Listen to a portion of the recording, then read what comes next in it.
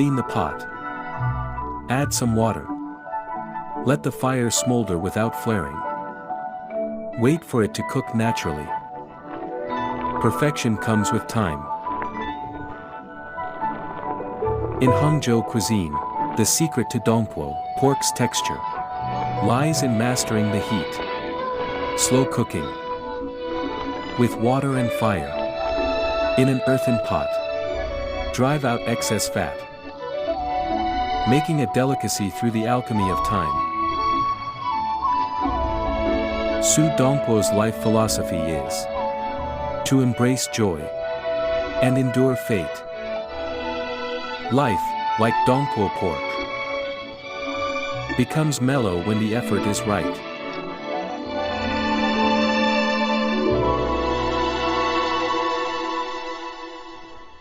In 1085, the 8th year of the Yuanfeng era, Emperor Shenzong passed away. The 8-year-old Zhao Shu took the throne as Emperor Zhezong. Grand Empress Dowager Gao assumed the regency. Wang Engshi's new policies were repealed. The conservatives, led by Sima Guan, regained power. Su Shi and Su Shi were summoned back to the capital. Under Grand Empress Dowager's favor, Su Shi was promoted 3 times within just 8 months. From an imperial diarist to a secretariat drafter, and finally to a Hanlin academician, he became the imperial tutor.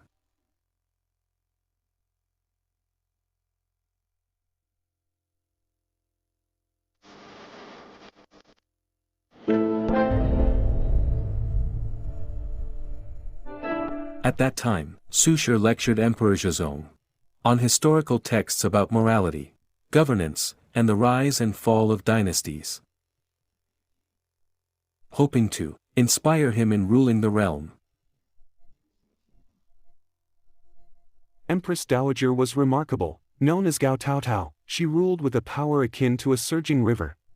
She respected Sima Guan, and held Su Shi and Su Shi in high regard, particularly remembering Emperor Renzong's insistence that the Su brothers must be future grand counselors. In August 1087, the 2nd year of the Yuanyo era, Su Shi, who had returned to the capital for 2 years, received a special gift.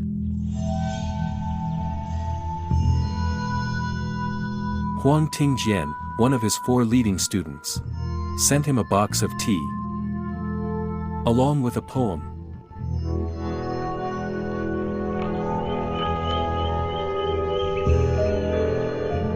It read, "May it evoke your dream in Hangzhou, to take a lone boat to the 5 lakes." His younger friend, 8 years his junior, seemed to send a subtle hint.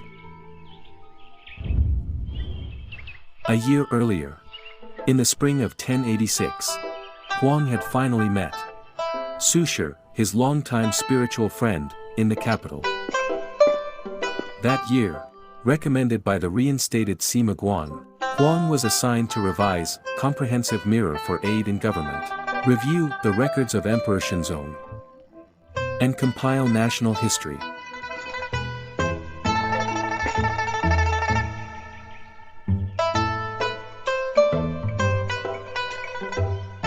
Huang gifted Su an inkstone as a token of formally taking Su as his teacher.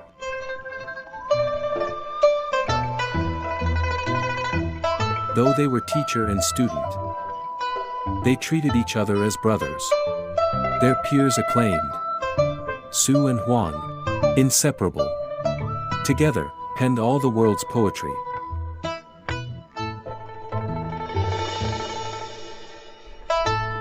When Huang asked Su to critique his cursive script, Su remarked, "Your script can be described as a dead snake hanging on a withered tree." Huang retorted, "And yours, teacher, can be described as rocks crushing a toad.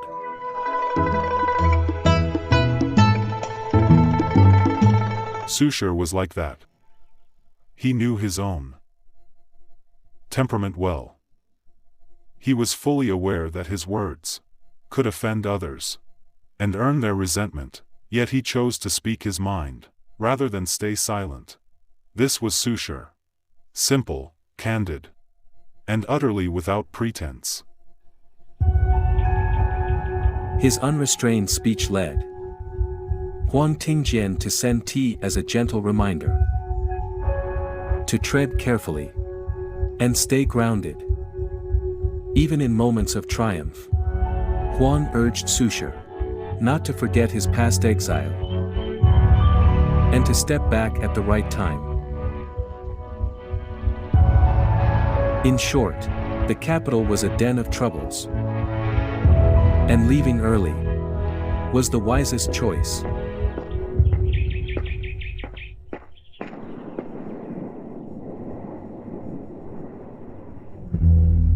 When Su Shi returned, the conservatives, backed by the Grand Empress Dowager, rose to prominence.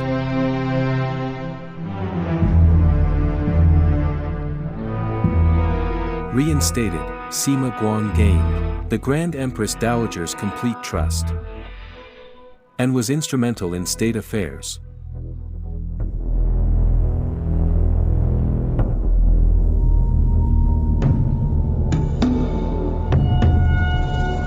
During their first meeting, Su Shi shared all his well-considered views on the new policies, hoping Sima Guang would more prudently consider the repeal of the labor recruitment law. However, Sima Guang was stubborn and biased against the new policies. He refused to take dissenting views. He walked away before Su Shi could finish speaking.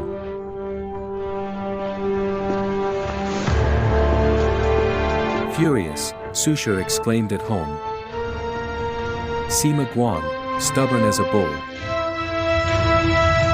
The policies of the reformers, though flawed at the time, had their own momentum. Once implemented, to revise them, one should retain their strengths and discard their flaws. That was the logical approach. Sima Guang, however, denied the policies because they were from Wang Angshi. He abolished anything tied to Wang, regardless of its merits. Actually, Su Shi remained rational at that time. Figures like Cai Jing, on the other hand, were deeply corrupt. He didn't oppose it. When ordered to restore the old laws, Cai obeyed and restored it in Kaifeng within 5 days to set an example. So, Sima Guang questioned. Others couldn't do the same. This was what made Cai Jing bad. The frustrations from the court were always dispelled by the companionship of his brother, wife and kids. In the first year of the Yuanyo era, Su Shi returned to be the right remonstrator. It was the happiest time for the Su brothers, living close to each other. Su Shi would visit Su Shi's home after court sessions. By then, Su Shi's 2 elder sons, Su Mai and Su Dai, had grown up. And his youngest son, Su Guo, showed great interest in poetry, earning the nickname Little Dongpo. What Su Shi cherished most wasn't his high position, but the rare reunion with his brother. Listening to his son recite texts reminded him of the days when he and Su Shi stood in front of their father, reciting together, and of their promise made in the Huayuan courier house to enjoy their retirement together. Now, that dream felt within reach.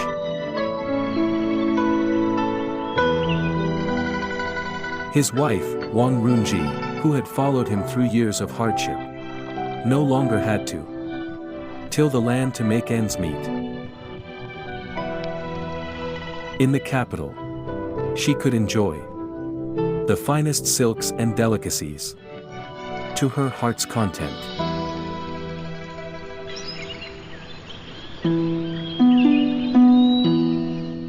Su Shi, a little tipsy, patted his belly and asked, "Do you know what's inside here?" Someone answered, "Brilliant literary works." Su Shi smiled faintly and shook his head. Another said, "Full of learning." He shook his head again. Then, Zhaoyun chuckled and said, "A belly full of misfit ideas." Su Shi laughed heartily and said, "Only Zhaoyun gets me."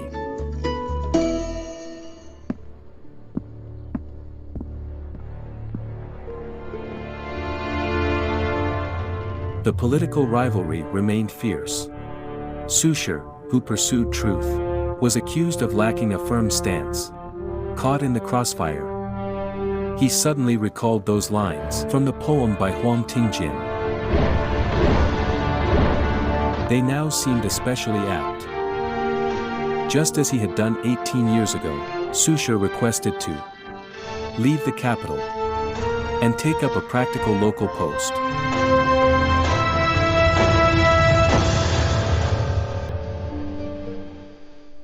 In March 1089, the court appointed Su Shi as academician of Dragon Diagram Hall and military administrator of infantry and cavalry, to oversee 6 prefectures under Western Zhejiang Circuit, while also serving as prefect of Hangzhou.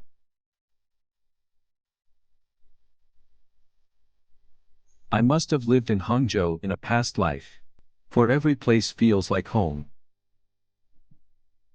To Su Shi, Hangzhou was a paradise on earth.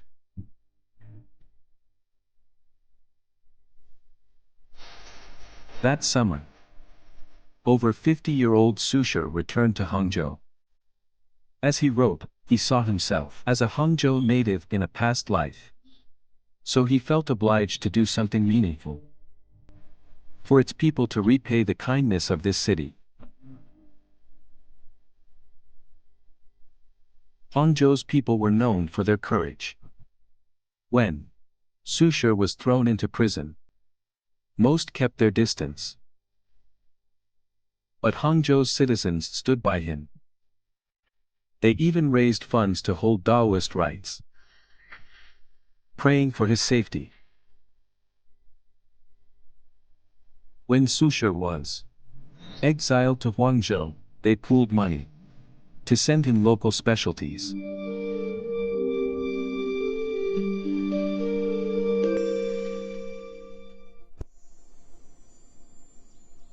Upon assuming office, in the hot July, Su Shi found Jiangnan suffering from drought and famine.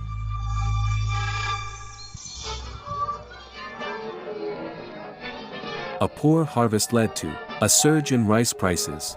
It soared from 60 coins per dough in July to 90 coins by November. To stave off widespread famine, Su Shi repeatedly petitioned the court, asking for a delay in the tribute grain shipments. The court finally approved the allocation of 200,000 dan of tribute rice, reduced the tribute quota by a third,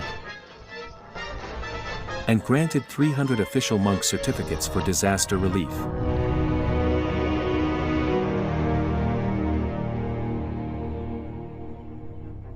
The drought lowered water levels in canals, disrupting transportation and driving up the cost of grain and firewood. Su Shi quickly proposed 2 measures. First, dredge the Maoshan River, which runs north out of Tianzong Gate, allowing water from the Qiantang River to flow in. Second, clear the Yan Bridge River, flowing north out of Yuhang Gate to carry water from West Lake. If the waters of these canals were not separated, the tidal influx would deposit a large amount of silt daily, rendering the canals impassable within 3 to 5 years.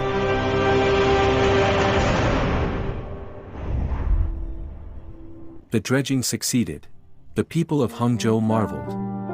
No one has deepened the canals so fast in 30 years. The canals of that time have long disappeared. Today, only the ruins of Yan Bridge and the foot traffic on Donghe Bridge can remind us of the bustling, waterborne commerce of the Song dynasty.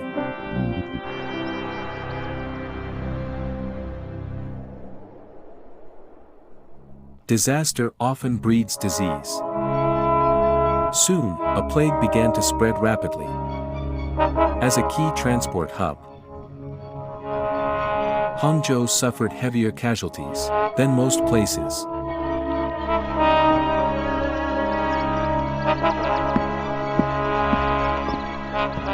Deeply concerned, Su Shi quickly enacted two measures: setting up medical stations and distributing medicines. With government funds running low in an emergency, Su Shi allocated 2,000 strings of coins from surplus funds and personally donated 50 taels of gold. He set up a medical station on Zhong'an Bridge, asking monks to distribute medicines and naming it Anle Clinic to care for the sick. Patients were isolated in Anle Clinic based on the severity of their condition to prevent cross-infection, and were only released after full recovery. Saving lives had always been Su Shi's greatest aspiration. He introduced to Hangzhou what he regarded as a miraculous cure. Shengsanzi, monks at Anle Clinic were instructed to prepare it in large cauldrons, offering a bowl to every passerby, regardless of age or gender, to ward off infection. Moreover, taking it on an empty stomach could prevent general ailments. Su Shi had obtained this secret plague remedy from his old friend Chao Gu during his exile in Hangzhou. To acquire it, he had sworn by the great river never to share it with others, lest he be doomed to drift like the currents. Yet, faced with people's suffering, he immediately set aside his oath, passing it to a renowned Hangzhou physician, Han Shi. 7 years later, in Hangzhou, he once again shared it, without any hesitation. At last, the epidemic was contained. The government-run clinic he established gained imperial recognition. Later, it was promoted nationwide under the name Anle Clinic. Su Shi funded a free hospital with his own gold, saving countless lives. His deep love for his country and its people never wavered. The Sudongpo Memorial Hall on the southern end of Su Causeway preserves his legacy in Hangzhou.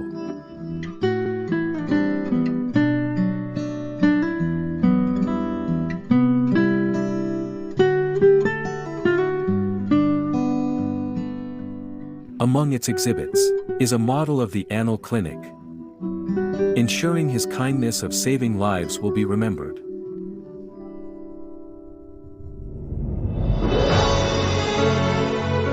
Hangzhou had long awaited Sudongpo's return for a rendezvous in this paradise on earth. In his 30s, Su Shi captured Hangzhou's poetic charm through his writings. By his 50s, Sudongpo rolled up his sleeves and devoted almost all his efforts to combat the plague, dredge rivers, stabilize grain prices, and relieve famine. Li Bai was not a capable administrator. He was a great artist and poet, but in governance, he thought he was qualified. I don't think so, Su Shi wasn't like him. He endeavored to be a worthy official, and he made it, earning praise wherever he served. After the pandemic eased, the 6 wells of Qiantung, repaired 16 years ago, silted up again. A drought and plague had left both soldiers and civilians without clean water.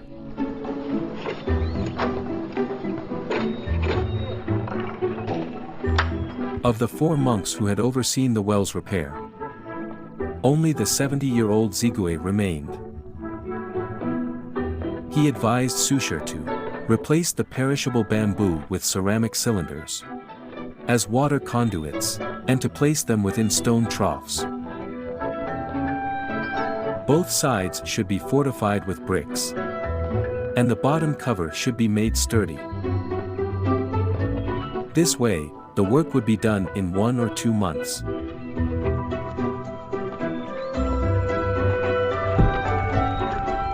After the repair work, fresh water from West Lake became accessible to every household.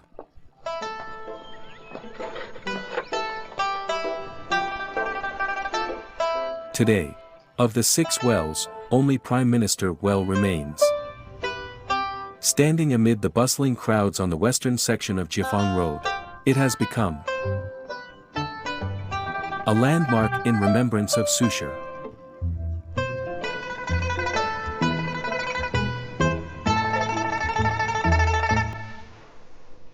I yearn to indulge in West Lake's rain, for I haven't seen those raindrops for 15 years.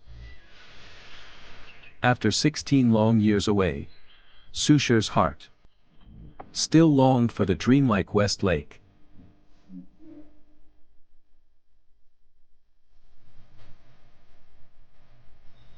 One day in March 1090, Sudongpo invited 3 colleagues for a hike through the hills around West Lake. His stated reason was to visit Taoguan Temple in search of the scenery of Tower greets sea sunrise. Gate confronts Zhejiang Tide, described by the Tang Dynasty poet Song Jingwen. But in truth, his goal was to observe the city's real conditions and the lives of its people. Setting out from the prefectural seat, they visited Longhua Temple, crossed Xian Ridge, went through Fangjia Valley, walked over Long Bridge, and visited Jingxi Temple. This part of the trip was mainly field reconnaissance. Next, they went along Qishang Port, forded Huiyin Stream, crossed Damai Ridge, and arrived at Maojia Port, before climbing Yanji Ridge, assessing the West Lakes silt accumulation. Finally, they passed Jiulisong, crossed Hejian Bridge, passed by Lingyin Temple, and trod Taoguan Path to reach Taoguan Temple, speaking with locals along the way to gain insights into their lives.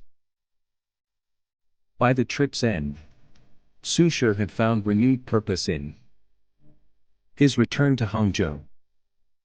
After consulting over 100 local elders, he resolved to fix the siltation of West Lake.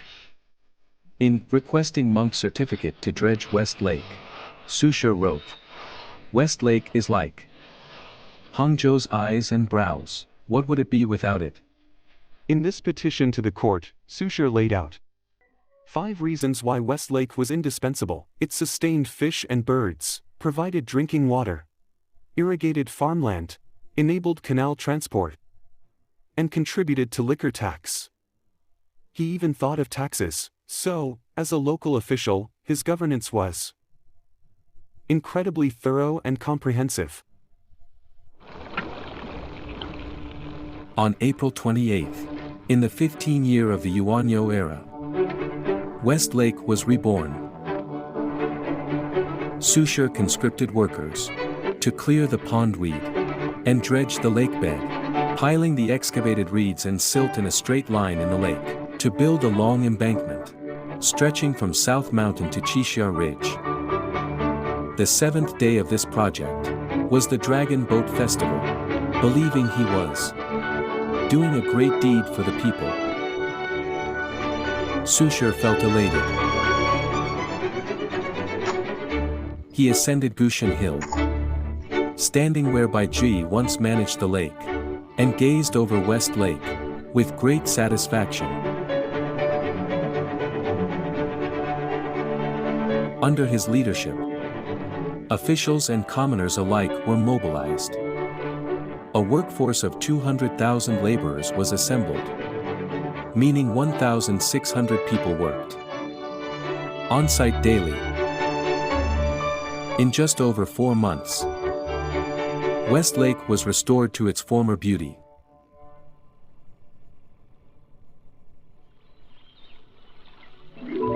A centuries-old delicacy has ascended to legend with the reborn West Lake.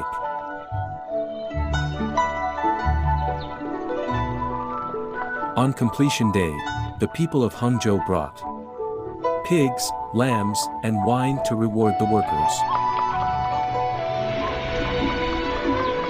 Su Shi, alongside Wang Runji in Zhaoyun, chopped the pork into large chunks and braised them with yellow rice wine, upgrading the dish he had created in Hangzhou.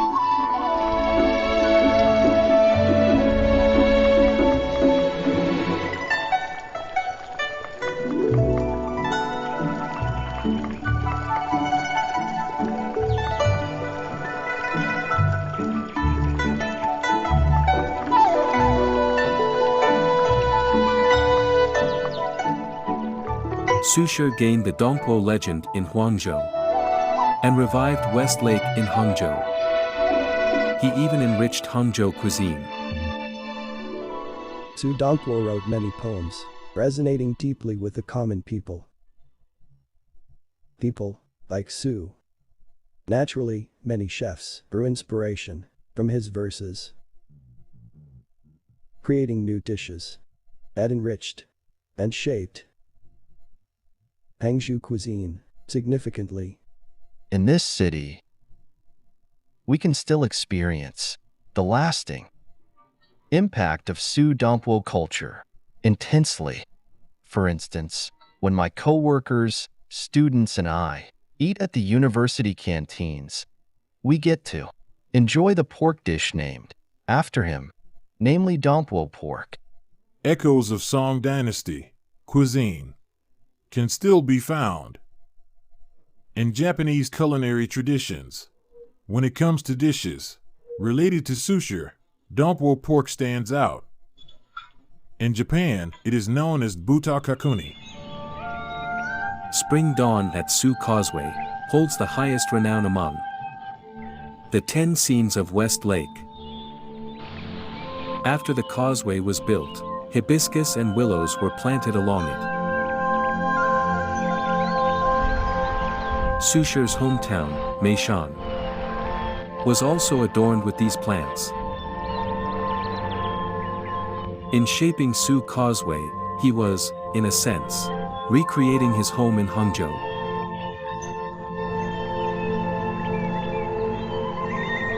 Interestingly, he never named the causeway himself.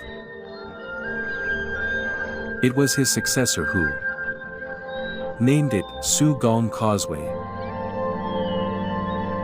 Stretching 2,800 meters, Su Causeway is traversed by 6 bridges, respectively named Yingbo, Suolan, Wangshan, Yadi, Shupu, and Kuahong. Su Shi once wrote a poem in praise of it. 6 bridges span the Grand Causeway, linking North Hill to Nanping's Way. And I got to travel across it. And as I did, my mind began to wander. Thinking about those beautiful poems that he wrote, thinking about the time that he lived in, and what life must have been like at that time in that place. It's something that stuck with me for a very long time. West Lake is a poet's lake. But what does that mean? It is linked to Baijui, and also to Su Shi. The lake was made what it is by them. Even on a global scale, it is a place of unparalleled charm.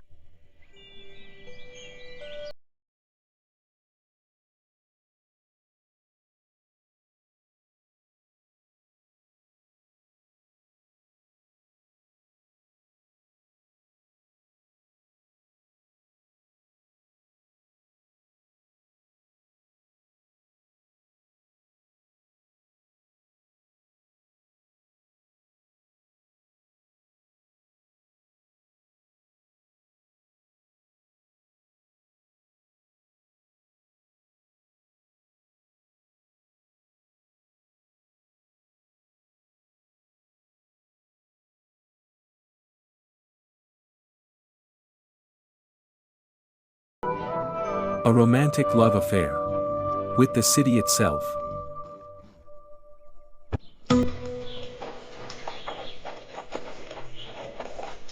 Back then, Su Shi often instructed his attendants to go via Qiantang Gate along Beishan Road, ensuring discretion.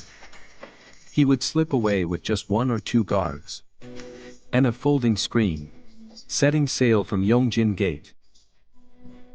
He lunched at Puan Temple before wandering to West Lake.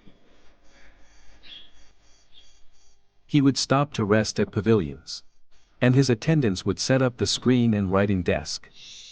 There, he would handle official business and swiftly write down his judgments on long-pending cases.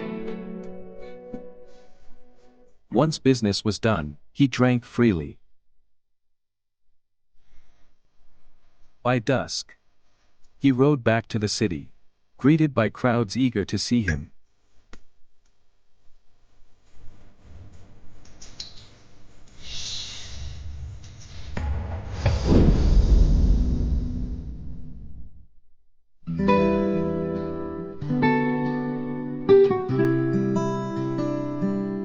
In National Archives of Publications and Culture, the rows of celadon screen panels are inspired by the everyday aesthetics of the Song dynasty. Reading poems and playing music in gentle breeze under the moon is a cherished tradition in Chinese literature. It's always been popular throughout the Tang and Song eras, but each dynasty had a distinct flair.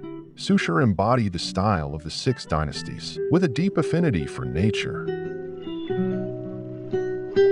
Like Sudongpo, who often worked outdoors by West Lake, today's Hangzhou residents still enjoy lakeside tea sessions and chats.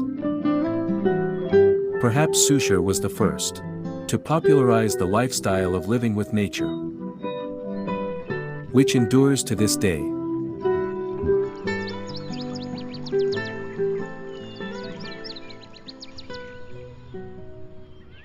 After dredging West Lake, Su Shi erected 3 bottle-shaped stone pagodas in the waters outside the embankment, at the 3 deepest points of the lake, to mark potential silt accumulation. Interestingly, these pagodas are hollow, with 5 evenly spaced round holes on their surfaces. Legend has it that on moonlit nights, the reflections of these holes create multiple moons on the lake, blending reality and illusion. It is mesmerizing, and thus named 3 pools mirroring the moon. Every mid-autumn festival, locals gather here to see who can spot all 33 moons.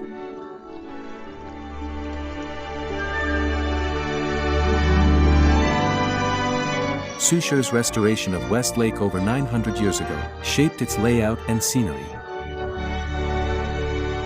With his wisdom and dedication, he gifted Hangzhou a paradise like West Lake.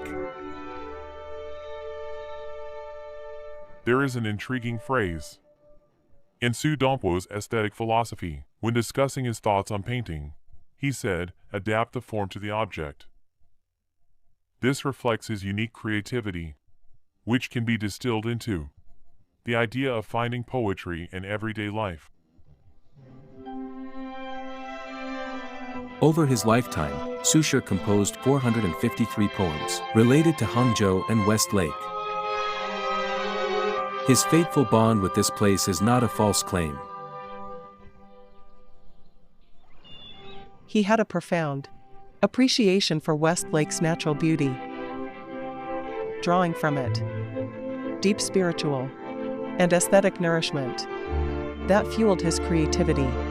On the other hand, his gifted pen produced numerous compositions pertaining to West Lake, managing to depict West Lake's subtle, elusive, and ever-changing beauty in literature in a way that everyone can appreciate and recite. His encounter with West Lake was nothing short of a perfect union. Despite his millionfold reluctance, Su Shi had to leave Hangzhou. All he wanted was to spend more time here. The early spring was chilly, but the breeze at West Lake was warm. Unlike the piercing winds of the northern capital. In this landscape he had shaped with his own hands. He heard the temple bells, rode along the causeway, and rode across the lake. Once again, the old dream of following by Juyi's footsteps to live a carefree life in nature filled his heart. My path echoes by Juyi's, yet I dare not claim his greatness. If one day I retire, I may still have 20 years of peace.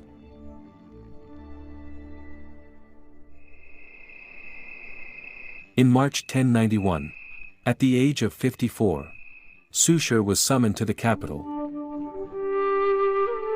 He left Hangzhou by boat from Shetong in the western suburbs. He had no desire to stay in the capital, so he set out alone. Submitting 7 resignation petitions en route, he hoped to be appointed to another prefecture before reaching the capital, thereby avoiding the ceaseless strife there. He sensed vaguely that a huge storm was lurking for him in Bianjing, the center of power.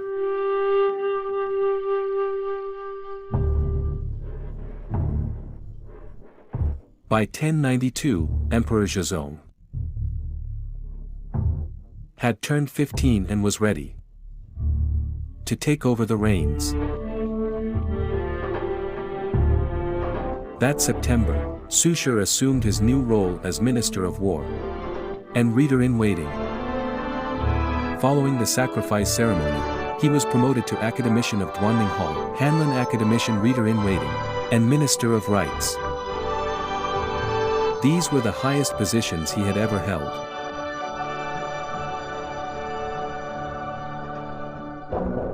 From March to May in 1093, censors Huang Qingji and Dong Duanyi impeached him 7 times. I'd like to impeach Su Shi.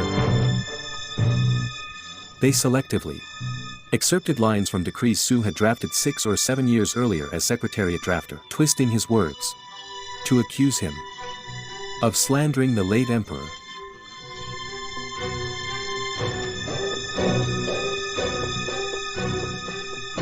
Su Shi grew weary of factional strife, but could not escape them.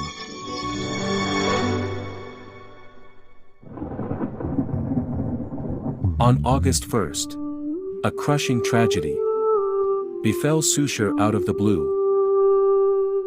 Wang Runji, his wife of 25 years, died of disease at the age of 45.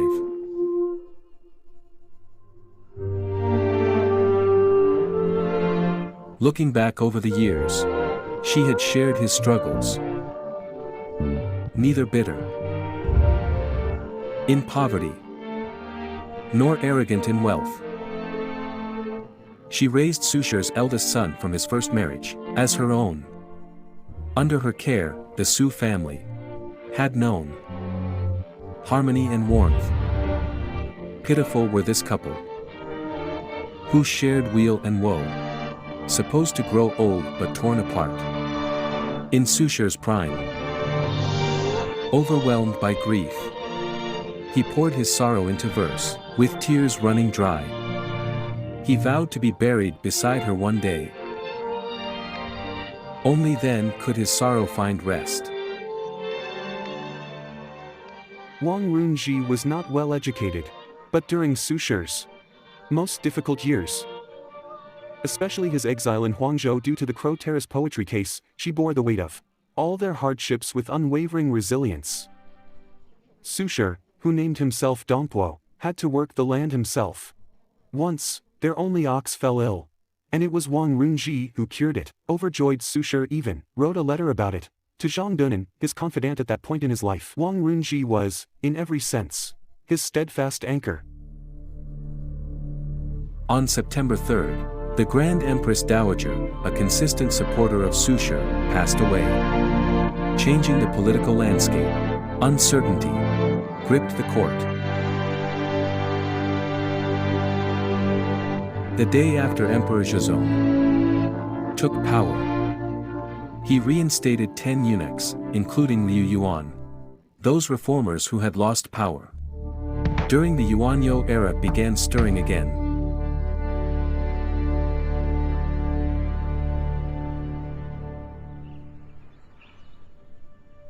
Before the Grand Empress Dowager's passing, Su Shi was assigned as prefect of Dingzhou with concurrent command of its military, and was set to depart for Naoding County, Hebei. As a high-ranking official, heading to a crucial border prefecture, he was supposed to meet the emperor before leaving to discuss significant military and state affairs together. Yet, citing the vacancy in his position and the numerous greeters, Zhezong refused to see him. Therefore, Su Shi submitted a farewell address on leaving for Dingzhou to advise Zhezong to adhere to policies of stability, offering the final advice to his student.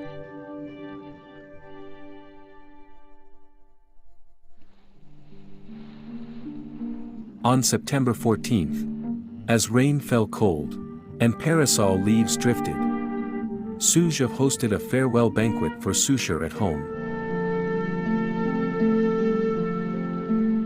Through the window, they listened to the melancholy melody of rain. The sound deepened Su Shi's sorrow. How many guests had come and gone beneath this parasol tree? How many rises and falls had it witnessed?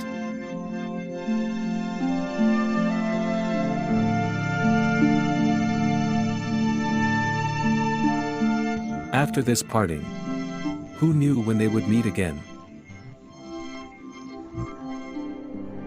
Enjoying a peaceful reunion together seemed an impossible dream.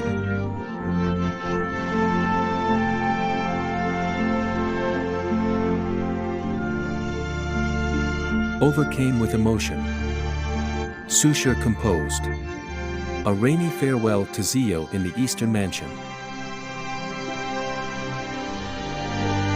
A parasol branch I break and give for you to carry on your trip. When returned, will you be well? Do not forget this farewell.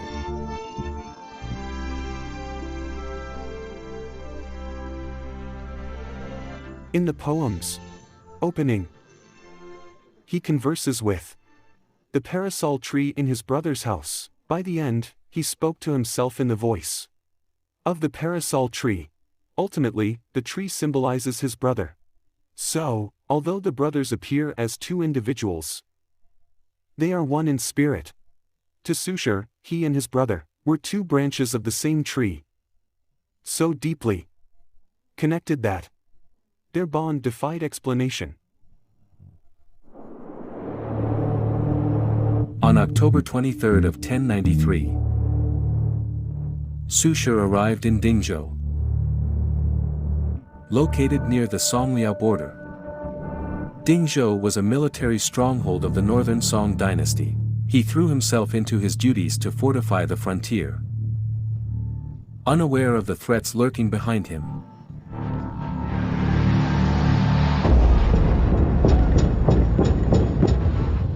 Upon taking office, Su Shi took swift action to restore military discipline.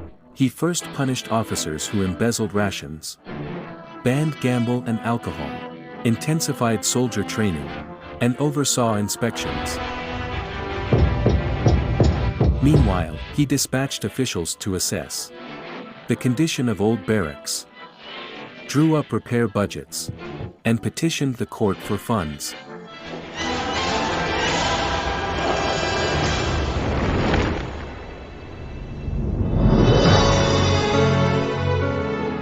Su Jian, born in Wuzhong, had helped Su Shi dredge West Lake and build causeway. They had a deep friendship. Before leaving for Dingzhou in 1091, Su Shi heard Su Jian was returning to his hometown, and joyfully composed a poem for him. One that hinted at his own longing for a life of seclusion. Yet, it remained just a dream for Su Shi. 3 years I dreamed to go back to Wuzhou. Now I send my yellow dog to go with you. If you call for a skiff at Songjiang, don't startle the birds. The 4 bridges are all places I've walked through. I savored the late spring in Wangchuan painting, and often recited the poems of Wang Wei. A return date has been granted by fate. My spring garment was sewn by my concubine, once dampened by West Lake's rain. 莫听穿林大叶声，何妨吟啸且虚行。竹杖芒鞋轻声马，谁怕？一蓑烟雨任平生。料峭春风吹酒醒，微冷微冷。山头斜照却相迎。